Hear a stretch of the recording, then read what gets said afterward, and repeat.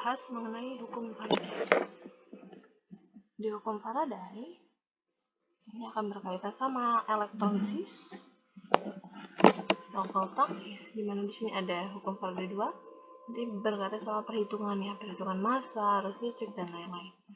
Hukum Faraday 1. Hukum Faraday 1 adalah di mana massa zat yang dihasilkan atau terbentuk atau hilang pada suatu elektrode selama proses elektrolisis berbanding lurus dengan muatan listrik yang digunakan. Di mana masanya berarti adalah W. Masanya berbanding lurus dengan muatan listriknya dengan E. Di mana nilai E itu adalah nilai dari hasil perbandingan AR atau massa atom relatif dibagi perubahan Bilog. Ini kalau bentuknya atom, yang Bilognya berubahnya atom. Tapi kalau yang Bilognya berubah adalah nyawa, berarti AR-nya diganti MR. Namanya di sini W massa sama dengan AR atau MR. Kalau senyawa berarti MR, kalau atom berarti AR, dibagi perubahan Bilog si atomnya yang berubah tadi, Bilognya, dikali muatan listrik atau Q dibagi 96500. Atau nilai Q-nya ini bisa kita ganti dengan I kali T. Jadi Q bisa jadi I kali T. Ya. Atau nilai Q per 96500 atau I kali T per 96500 itu nilainya setara dengan nilai Faraday F. Ya, atau nilai Faraday-nya tadi bisa kita juga ganti dengan perubahan Bilog disingkat PBO diganti dengan mol elektron. Nah, Terus ada juga hukum Faraday 2. Hukum Faraday 2 berarti massa zat yang dihasilkan pada elektroda berbanding lurus dengan massa ekivalen zat. Jadi massanya katanya yang tadi berbanding lurus dengan muatan listrik yang digunakan berarti berbanding lurus dengan muatan listrik yang digunakan. Kalau yang ini berarti berbanding lurus dengan massa ekivalen zat. Nah, di mana mol zat A dikali perubahan Bilog A sama dengan mol zat B dikali perubahan Bilog B. Atau mol itu adalah massanya, berarti mol zat A berarti massanya A dibagi massa atom relatif dari atom A dikali perubahan Bilog A sama dengan mol zat B berarti massanya si B dibagi AR-nya si B dikali perubahan Bilognya si B. Kita coba ke contoh soal. Pada elektrolisis larutan SO4 atau tembaga 2 sulfat dengan elektroda P2F. Berarti larutannya adalah tembaga 2 sulfat, bentuknya larutan. Elektrodanya PT berarti termasuk elektroda inert. Digunakan arus listrik sebesar 2 ampere. Ampere adalah satuan dari I arus listrik, berarti ini adalah I. Dalam waktu 1930 detik, berarti satuannya detik, berarti ini adalah T, waktu, time. Nah, ini adalah ARCU, massa atom relatif CU, 63,5. Nah, yang ditanya adalah massa logam tembaga yang mengendap di katoda. Massa logam tembaga, berarti yang ditanya adalah W-nya CU, W-nya tembaga di katoda. Berapa? Berarti di sini ada nilai arus listrik, waktu, dan yang ditanya ada AR juga, dan yang ditanya adalah WCU. Nah, kita cek lagi rumus sebelumnya, yang ada massa, ada AR, ada waktu, ada arus. Dan ini massa, yang nomor 1 ada massa, AR, Q, berarti nggak pakai yang nomor 1. Yang nomor 2 adalah massa, AR, ada I, ada T. Nah, berarti kita pakai yang nomor 2. Terus, tahunya itu termasuk hukum Faraday 1 atau hukum Faraday 2 apa? Biasanya kalau hukum Faraday 1, cirinya adalah ada I sama T. Tadi kan di Faraday 2 nggak ada. Dan ini senyawa yang di elektrolisis cuma 1. Yaitu tembaga 2 sulfat aja, CuSO4 aja. Senyawa yang di elektrolisis cuma 1. Nah, berarti kita kerjakan dengan rumus yang tadi. Tadi rumusnya W sama dengan AR-nya W-nya Cu berarti yang ditanya masanya Cu berarti ini WCU, AR-nya juga ya pasti AR Cu.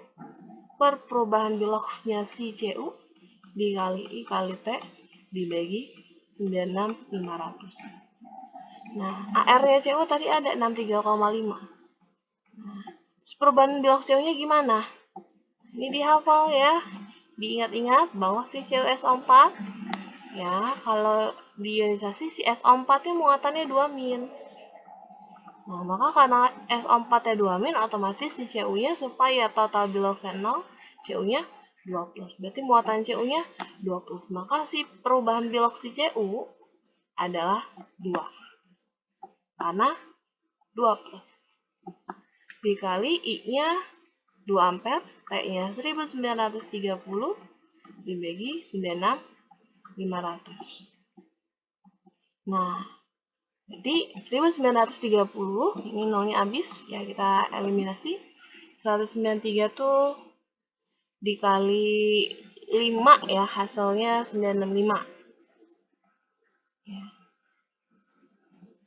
Berarti ini tadi nolnya masih sisa 1, ini habis, ini masih sisa 10 di bawah ya. Nah, terus ini juga 2. Ya, berarti 2-nya kita coret.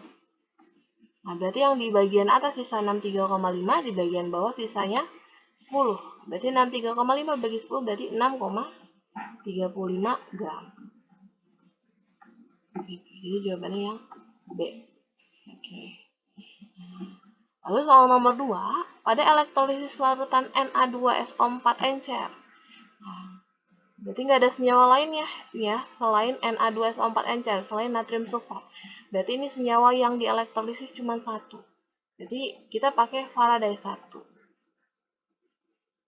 Nah, Faraday 1. Bila digunakan arus listrik sebesar 0,25 Faraday, berarti nilai Faraday-nya atau nilai mol elektronnya, karena nilai Faraday itu sebanding sama mol elektron, nilai Faraday atau mol elektronnya adalah 0,25 Faraday. Nah, yang ditanya adalah volume gas oksigen saat keadaan standar temperatur pressure. Jadi, ya, kita tulis rumus utamanya dulu.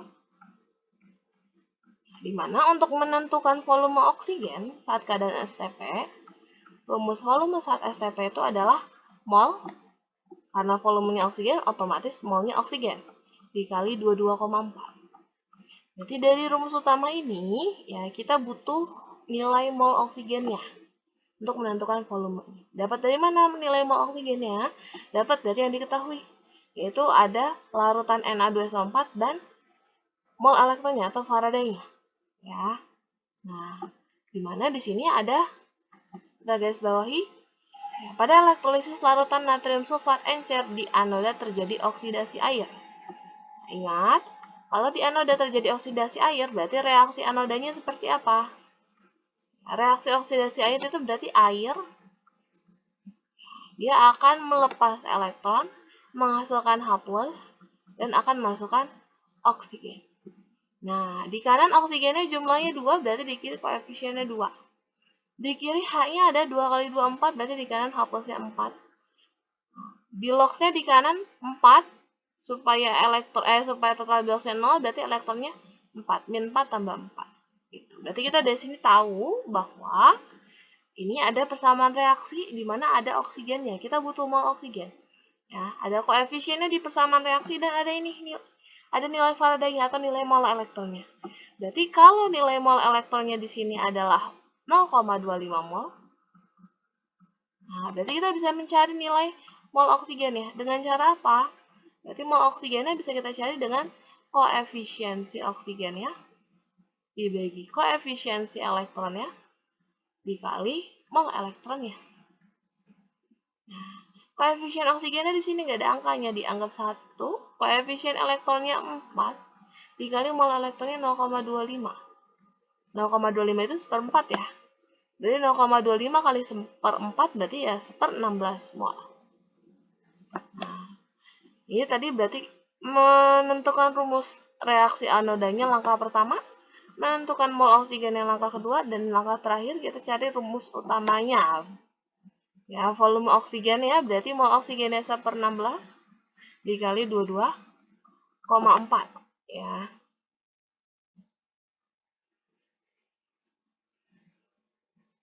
Nah, berarti dikali 22,4 nilainya adalah sekitar 1,4 liter. Gitu ya.